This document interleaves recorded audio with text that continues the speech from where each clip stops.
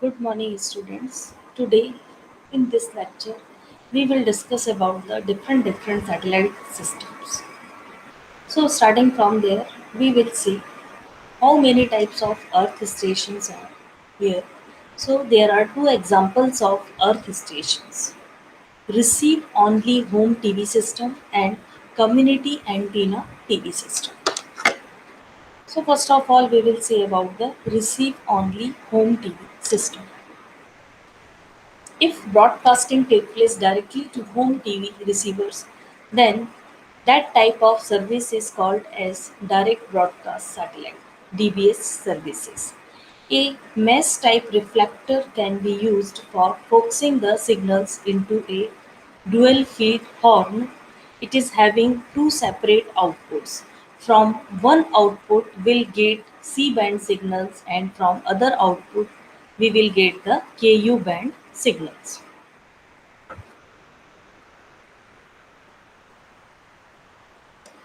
Television programming mostly originate as first generation signals.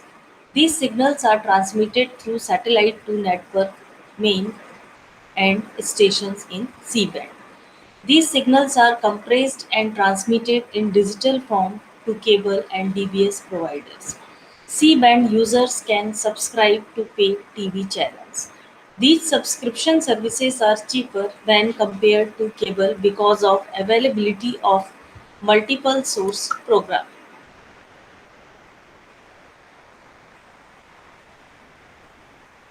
So this is the basic block diagram. This is the outdoor unit, and it is the satellite receiver part. So here we can see the tracking filter and down converter, IF amplifier, FM demodulator, tunable oscillator, channel select and display, amplifiers, and low noise converter and receiving antenna. So now again we will describe the outdoor unit. So outdoor unit mainly consists of receiving antenna and low noise converter.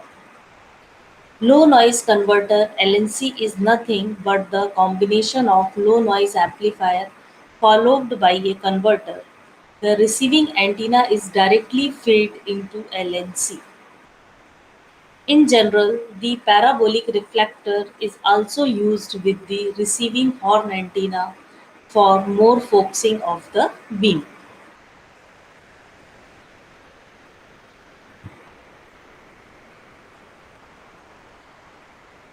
Indoor unit. So now we will discuss about the indoor unit.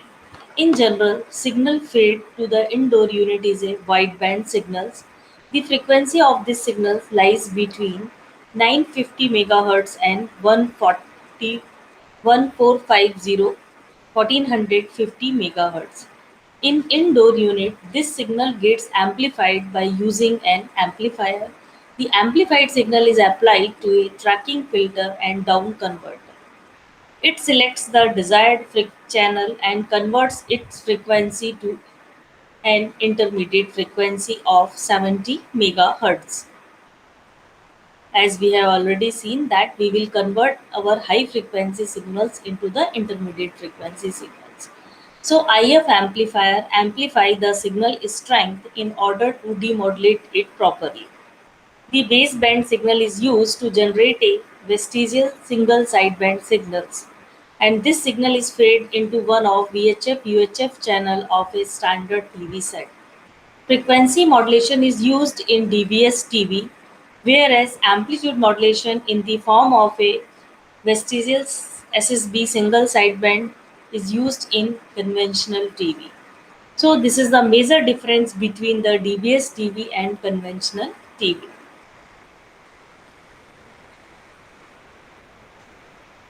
Now we will come here for the community antenna TV system. The community antenna TV system CATV uses a single outdoor unit and multiple feeds. These feeds are available separately for each sense of polarization, and due to this all channels will be available at the indoor receiver simultaneously. So we can see here, these are the demodulators: 1, 2, 3, 4, 5, and 6. Combiner, wideband receiver, 952, 1450 megahertz from the outdoor unit.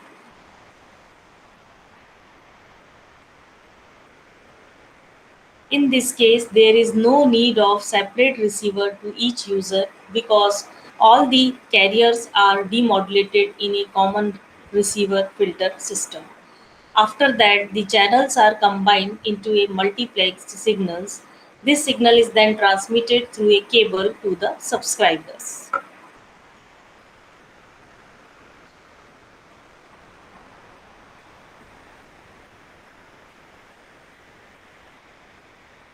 Now we will come to the link budget. In satellite communication system, there are two types of power calculations. So those are transmitting power and the receiving power calculations. In general, these calculations generally called as a link budget calculations.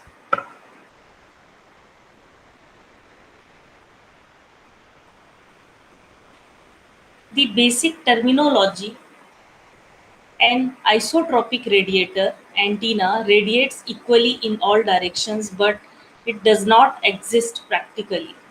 It is just a theoretical antenna. We can compare the performance of all real antenna with respect to this antenna. Power flux density. Assume an isotropic radiator is situated at the center of a sphere having a radius r.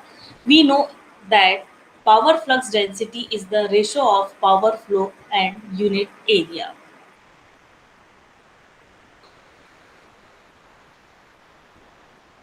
So now you can see here power flux density of an isotropic radiator, that is equal to the xi phi I, that is equal to the Ps upon 4 pi r square, where Ps is the power flow.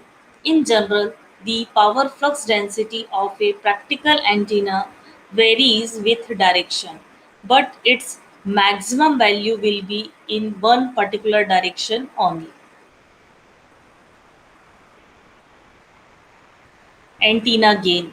The gain of practical antenna is defined as the ratio of maximum power flux density of practical antenna and power flux density of isotropic antenna.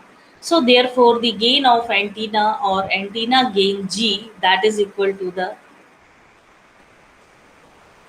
phi m upon phi I. So phi m is the maximum power flux density of practical antenna and phi I is the power flux density of isotropic radiator. Now here we will see the equivalent isotropic radiated power.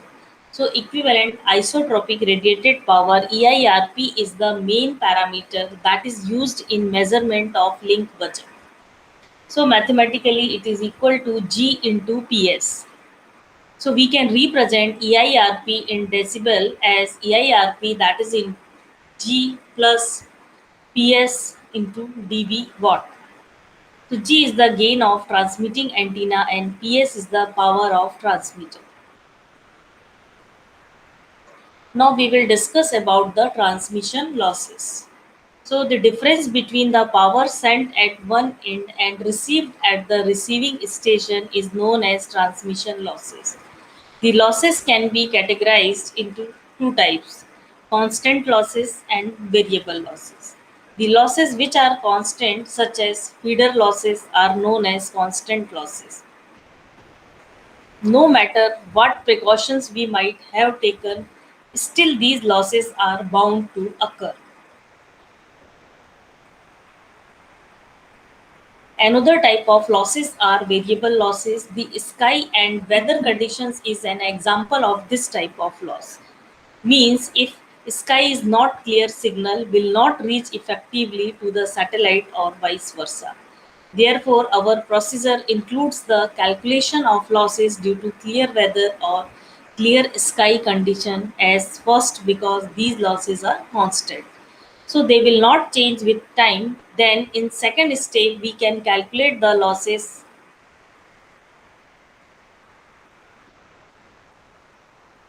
due to weather conditions. Now we will discuss about the link budget calculations. So there are two types of link budget calculations since there are two links, uplink and downlink. So first of all, we will see the Earth station uplink. It is the process in which Earth is transmitting the signal to the satellite and satellite is receiving it. Its mathematical calculations can be written as C by NU, that is equal to EIRP plus G by T of upper link minus losses U minus K, where C by N is the carrier to noise density ratio, G by T is the satellite receiver G by T ratio, and units are dB per K. Here losses represent the satellite receiver feeder losses.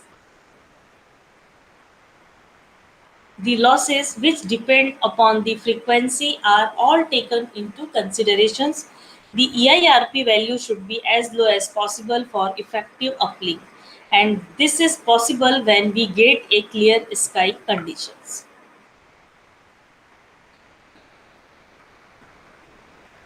Here we have used the subscript notation U which represent the uplink phenomena.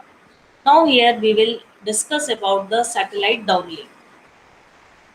In this process, satellite sends the signal and earth stations receive it. The equation is same as the satellite uplink with a difference that we use the abbreviation D everywhere instead of U to denote the downlink phenomena. And its mathematical calculations can be written as C by N D EIRP at the downlink plus G by T minus losses D minus K. C by N0 is the carrier to noise density ratio. G by T is the earth station receiver ratio. Units are dB per K. Here all the losses that are present around earth stations. In the above equations, we have included the signal bandwidth B. However, if we include that equation will be modified as C by N for downlink, that is equal to EIRP plus G by T minus losses minus K minus B. So we have included here B only. So link budget. If we are taking ground satellite into consideration, then the free space spreading losses should also be taken into consideration.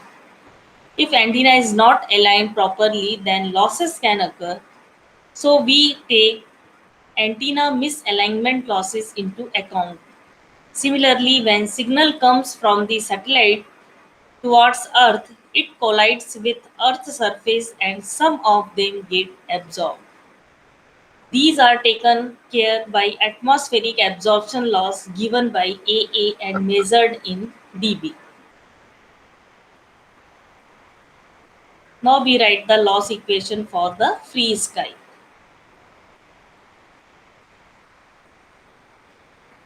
So that is the losses FSL, that is the free space loss.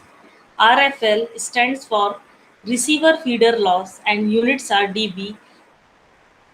AML plus AA plus PL. So PL stands for polarization mismatch losses. So decibel equations for received power can be written as PR, that is equal to EIRP plus GR plus losses, and we have to already mention the losses. So PR stands from the received power which is measured in dW watt, dB watt, and GR is the receiving antenna gain.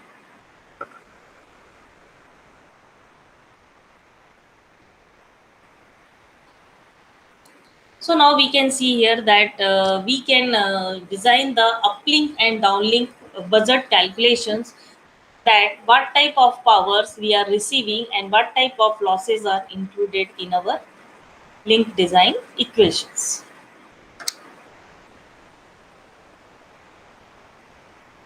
Now little bit we have to move to the multiple access techniques. Sometimes a satellite service is present at a particular location on the earth stations and sometimes it is not present. So that means a satellite may have different service stations of its own located at a different places on the earth. So they send carrier signal for the satellite. In this situation, we do multiple access to enable satellite to take or give signals from different stations at time without any interference between them. So following are the three types of multiple access techniques. So you can see here there are three types of multiple access techniques, that is the frequency division multiple access technique, time division multiple access techniques, and code division multiple access techniques. Now what about the FDMA? So in this type of multiple access, we assign each signal a different type of frequency band. So any two signals should not have same type of frequency ranges. There would not be any interference between them even if we send those signals in a one channel. So one perfect example of this type of access is our radio channels. We can see that each station has been given a different frequency band in order to operate.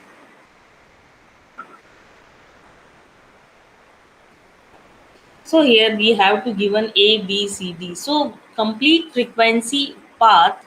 So that is basically complete frequency path F0, F1 and F2. So that is we have divided our complete frequency path into the different frequency ranges. So that may be F0, F1, F2, F2. So we have allotted separate frequency for each channels. So let's take the three sections A, B, C. We want to assess them through FDMA techniques. So we assign them different frequency bands. As shown in figure, satellite station A has been kept under the frequency range of 0 to 20 Hz.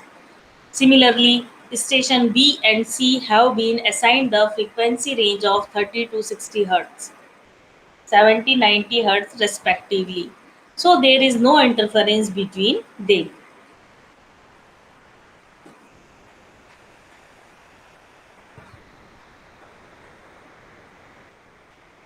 The main disadvantage of this type of system is that it is very burst. This type of multiple access is not recommended for the channels which are of dynamic and uneven because it will make their data as inflexible and inefficient.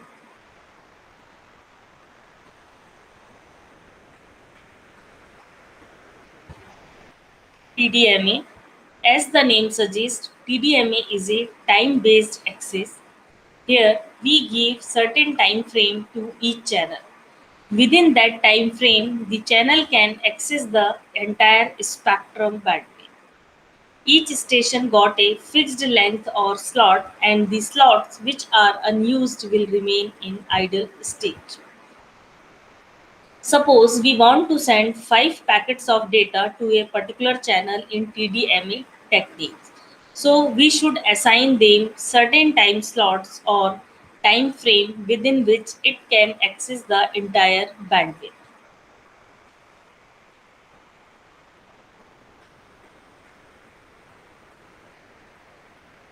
In above figures, packets 1, 3, and 4 are active with transmits data. So, whereas packets 2 and 5 are idle because of their non participations, and this formats gets repeated every time we assign bandwidth to that particular channel. So, although we have assigned certain time slots to a particular channel, but it can also be changed depending upon the load bearing capacity.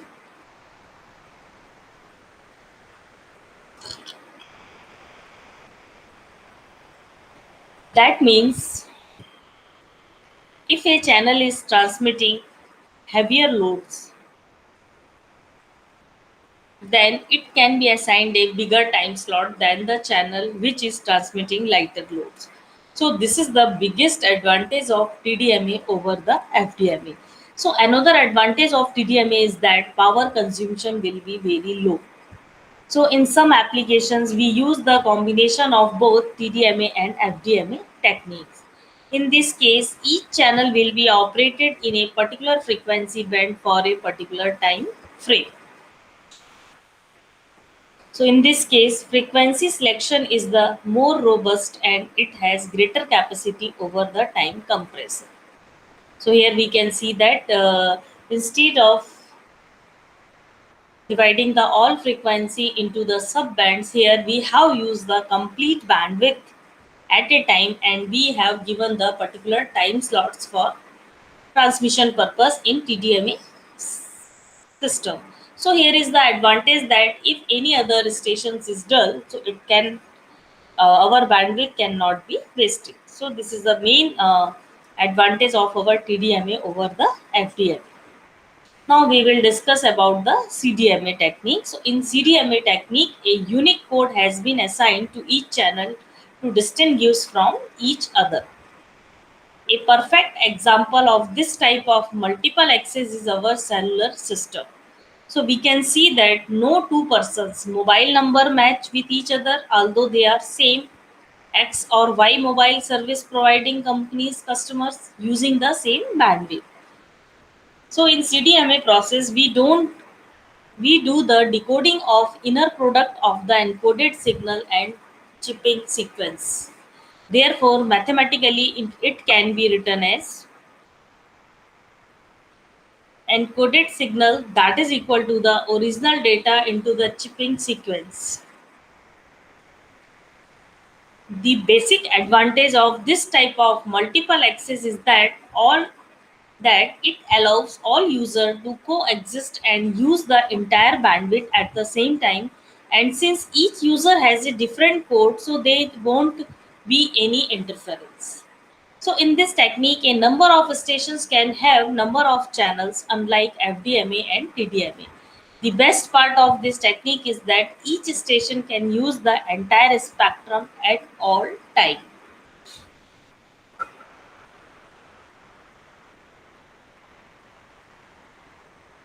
So that is basically the advantage of our CDMA technique, and we have to given the separate code word for the each users, and all users can be take part in transmission at a time without any allotting them the time slot. So this is a big advantage of our CDMA technique. So we can see the what is the advantage. So in this way, before closing our multiple access techniques, so these are the three techniques. By using that three techniques, we can send our data, because when we are opting the complete channel bandwidth, so there is a certain strategy through which we can transmit our signals, because if, I cannot transmit or simultaneously transmit all the users because their data may be intermixed. So according to that, we have to opt either FDMA, either TDMA or CDMA.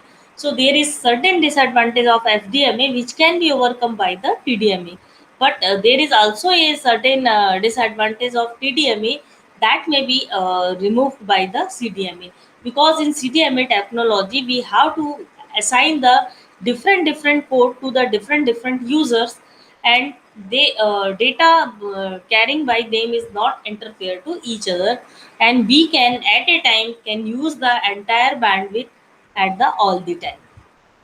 So that is a very big advantage of our CDMA techniques.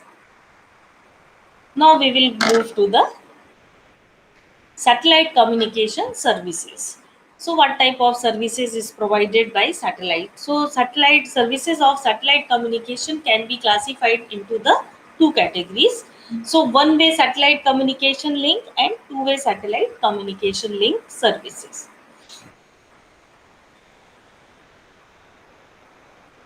So now here we will see about the one-way satellite communication link services.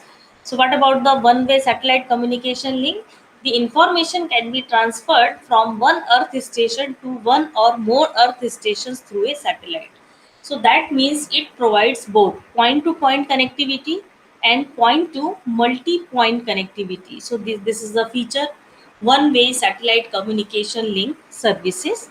So we will see in this diagram. Here, the communication take place between first Earth station and second Earth station on Earth's surface through a satellite in one direction. So you can see here,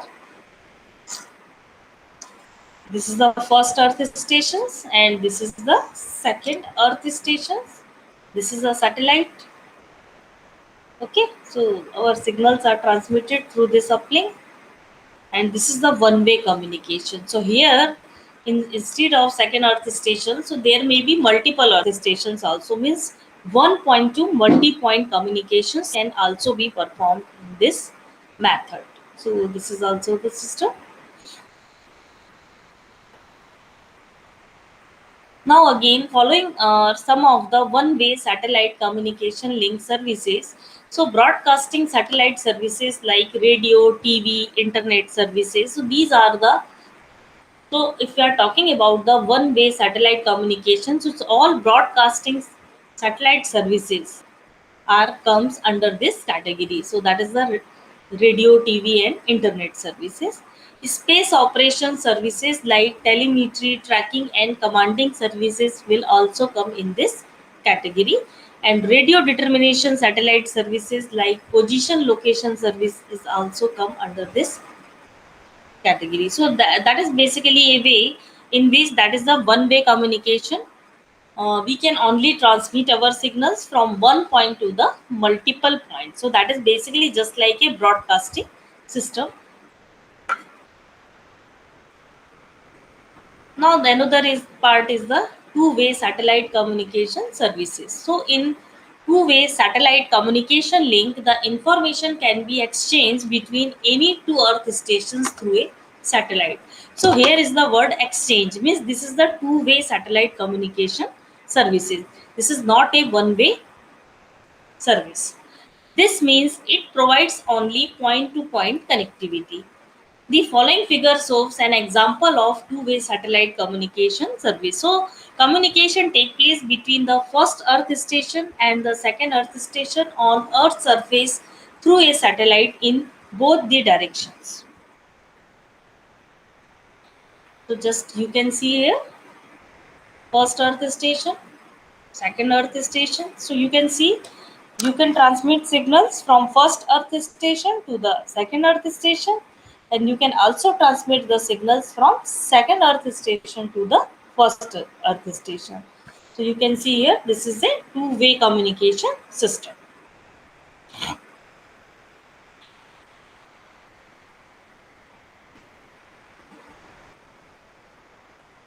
Fixed satellite services like telephone, fax, data of high bitrate services, these are comes into the two-way communication system.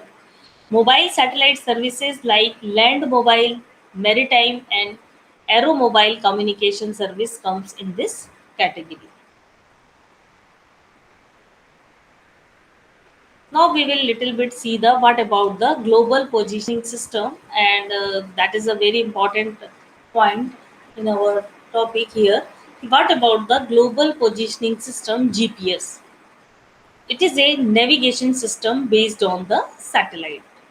It has created the revolution in navigation and position location. It is mainly used in positioning, navigation, monitoring, and surveying applications. So these applications are based on the GPS system. The major advantage of satellite navigation are real-time positioning and timing synchronization.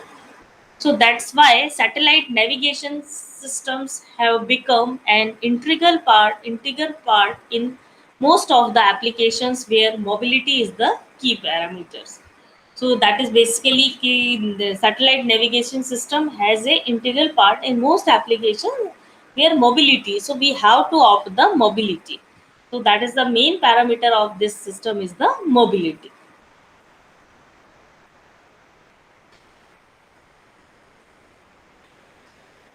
A complete operational GPS space segment contains the 24 satellites in a MEO.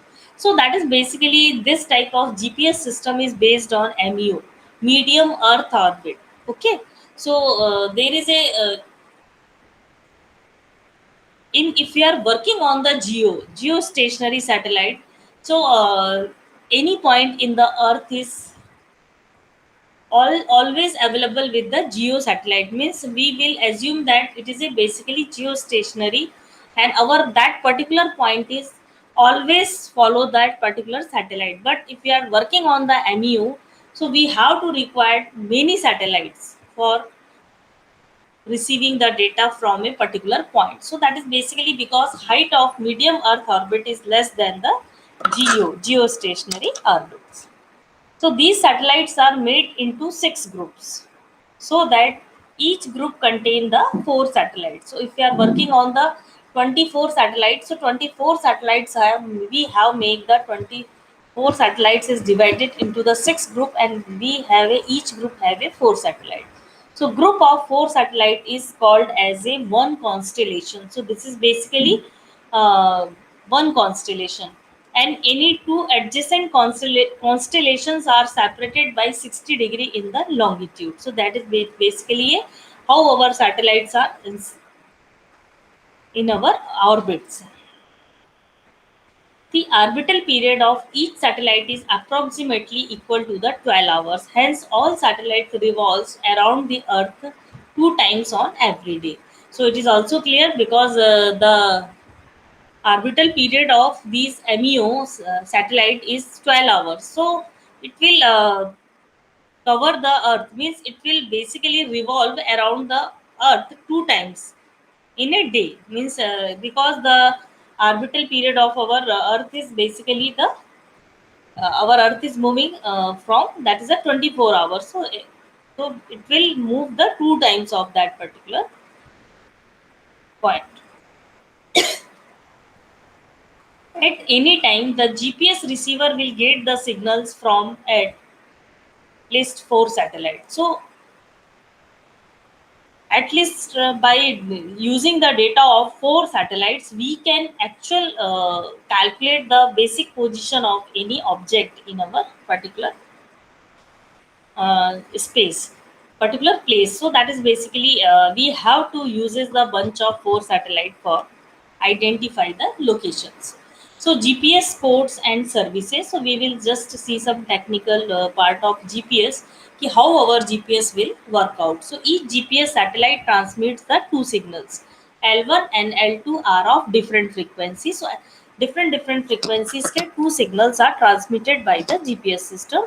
So trilateration is a simple method for finding the position. So you have to find out the particular position of a object or of GPS receiver. Means GPS receiver where in that particular object our GPS receiver is installed. So you have to know the latitude, longitude and elevations. So by using this method, the position of an unknown point can be measured from 3 known points. Okay. So you have to know the GPS code. Following are the two types of GPS codes: course acquisition code or CYA code and precise code or P code. So you have to know the two types of code.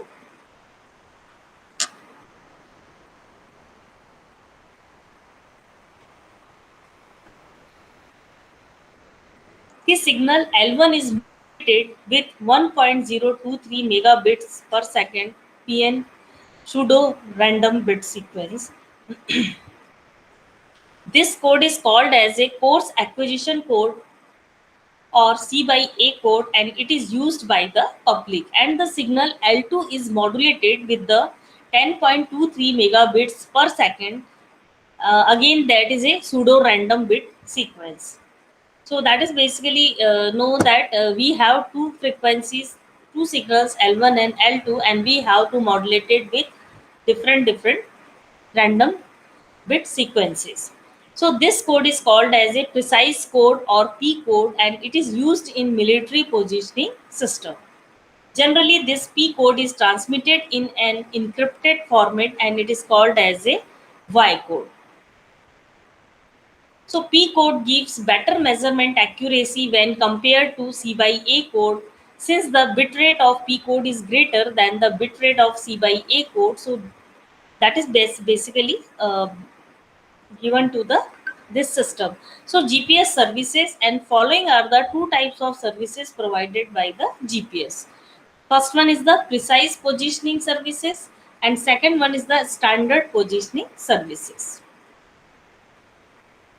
So what about the PPS? So PPS receivers keep tracking of both C by A code and P code on two signals L1 and L2, and the Y code is decrypted at the receiver in order to obtain the P code. SPS receivers keep tracking of only C by A code on the signal L1.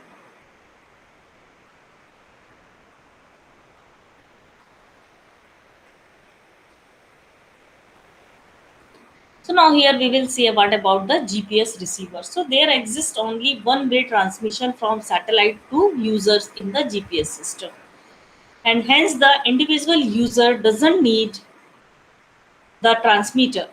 Okay, but only a GPS receiver. So what about the user point of view? There is not required any transmitter. It have to only the receiver. It is mainly used to find the accurate location of an object.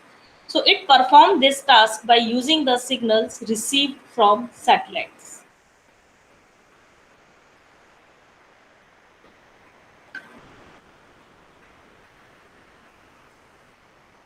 The block diagram of GPS receiver is shown below. So you can see here receiving antenna, low noise amplifier, down converter, IF amplifier, analog to digital converter, DSP, digital signal processing, microprocessor, and display devices. So this is the basic block diagram of our GPS receiver. So you can see here.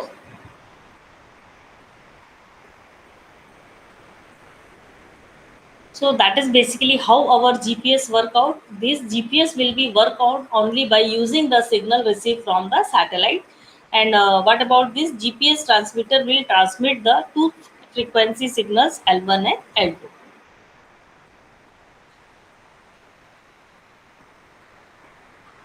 So now we will see the function of each block present in the GPS receiver. So what is the basic functioning of that particular point? So receiving antenna receives the satellite signals. It is mainly a circularly polarized antenna. So if there is a GPS receiver, there are different blocks. So first one is the receiving antenna. So that is generally a circularly polarized antenna.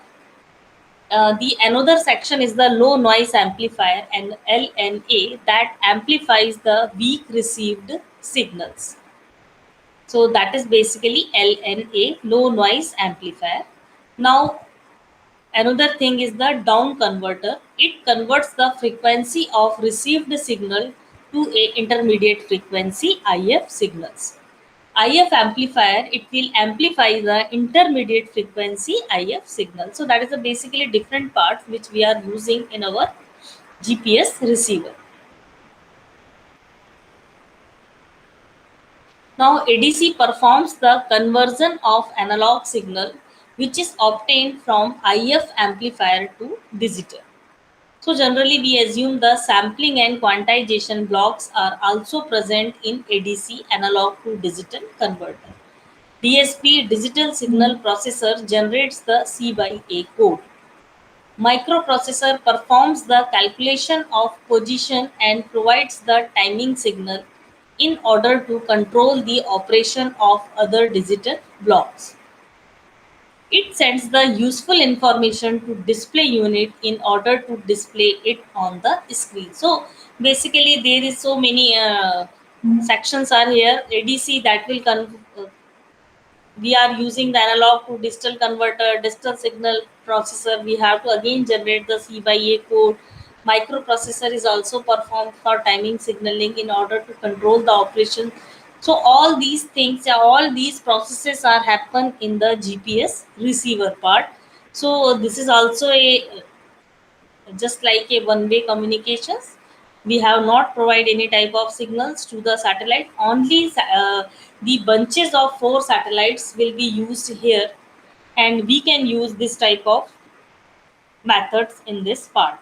So we have seen that that is a GPS receiver. So in which particular object this receiver is installed, so that locations can be find out by the that particular bunches of four satellites.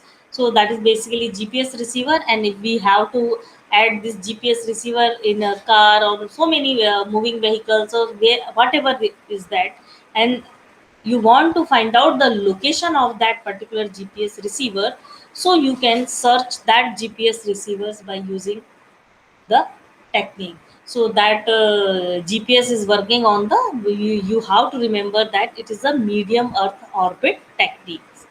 Okay, so now I think you have to clear all this. And there is also a one thing that we have to know: one way communication, two way communication. So if you are talking about the GPS receiver, so that is also a one way communication. So the one way communication we are using for all broadcasting system. Okay, because in broadcasting system you have a one point to multi point communication process. So one point to multi-point conversation can be done by using this. And if we are talking about the two-way communication, so that is a basically you can transmit and receive. Both functions can be performed in two-way communication point. There is another point, another thing is inter-satellite connections, because sometimes not instead of only single satellite is involved in our communication system, there are two satellites are involved. So how it is possible? You transmit your signals to the one satellite, and that satellite is also connected to the another satellite, and that second satellite will send signal to the earth station to the different. So you can, by using the two satellites, we can also expand the range of our communications. So you can see, so this type of connection is called as a inter satellite communication system, in which two satellites are involved for our communication part. So suppose, yeah, there is a earth station, there is a single satellite, and that satellite is again connected to the another satellite. So that is called as a inter satellite connections in that particular part. And the second satellite is connected to again to the earth stations. So that is a chain which is made between these. So this type of transmission is called as a inter-satellite communication. So if you want to expand your ranges, so instead of using the single satellite, multiple satellites may be also interconnected, and by using these multiple satellites, we can our signals can be moved to the very much large coverage area by using this signal. So I think it will be clear to you what I want to trying to say. That is what about the inter satellite connection. So that is a different applications where we are using our satellite system. So we can say broadcasting system, GPS system. So all these are the applications of our satellite system. So now we will focus on some objective questions, little bit objective questions. You can see here. So that the satellite that is used as a relay to extend communication distances. So that is a basically, what about the relay? So satellite is work as a relay to extend the communication distances. So what will we have to call this? So you have to just know about the how much satellite is work as a repeater, or satellite is work as a reflector. So that is the basically different names is provided to our satellite. So you have to just choose the right word. And before starting this, you have to complete go through the lectures what I have covered. So that is what we have to called the transmitter receiver combination in satellite. So that is basically what is the basic name of combination of transmitter and receiver part. So you have to know when you have to go through the complete lectures. And what is the reason for carrying the multiple transponder in a satellites, and why we are wearing the multiple transponder instead of we are required only one transponder. So what is the basic reason of using the multiple transponder? Why are VHF, UHF, and microwave signals used in satellite communications? So that is also why we are working on the higher frequency, and what is the basic reason for using these frequency. So which of the following bands cannot be used for satellite communication? So there is also which band we are not working. So you can see here KU, XC, and MF. So you can see what is the range of MF and what is the range of. So you can just apply the basic conceptual factor. What is the basic answer will be in this questions. So what is the reason for shifting from C band to KU band in satellite communication? There is also a reason why we are moving towards the higher frequency ranges. So you can see here initially we are working on the 4 to 6 gigahertz frequency, but after then we will switch to the 11 to 14 gigahertz frequency range, and after then we will switch to the 23 gigahertz frequency range for our communication purpose in satellite. So why we are moving towards the higher frequency ranges, and what are the advantage of using these high frequency ranges, and the so in our next lectures we will discuss about the different points which we have to use in particular one section. So that is basically, and that is again the techniques uses a spot beam antenna to divide the area covered by the. So that is again what about the spot beaming and why we are working on the spot beaming. So that is also a reason. What about the frequency reuse concept in our satellite? So in our next lecture we will cover about these small points why we are working. So what technique uses two different antenna to reduce the traffic on the same frequency? So why we are using the two different antennas to reduce the traffic? So that is the again. So you can see all these things. So I think you have to clear the basic applications of our. So now we will close. Okay, thank you.